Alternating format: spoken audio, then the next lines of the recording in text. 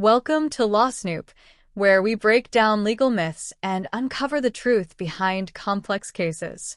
Today's topic is multi-party liability in truck crashes, myths that mislead victims. Before we begin, please remember this video is for educational purposes only. It does not provide legal advice, and for guidance on your specific situation, you should consult a licensed attorney.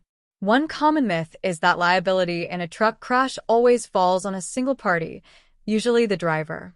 In reality, many semi-truck accidents involve multiple parties, including the trucking company, maintenance providers, cargo loaders, and even manufacturers.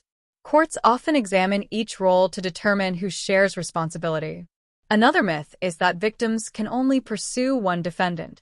The truth is, lawsuits may involve several parties at once, and compensation can be divided based on each party's percentage of fault. This makes multi-party liability cases more complex, but also opens the door to broader recovery for victims. Some people also believe that proving multi-party liability is straightforward. In fact, it requires careful investigation into contracts, safety records, maintenance logs, and company policies. Without strong evidence, victims may struggle to hold all responsible parties accountable.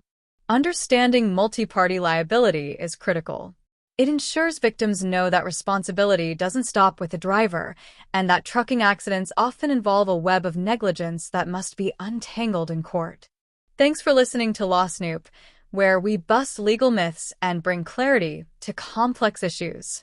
Be sure to join us for more episodes as we continue uncovering the truths behind the law. Remember, this video is for educational purposes only. Every case is unique, so always seek advice from a licensed attorney about your specific situation.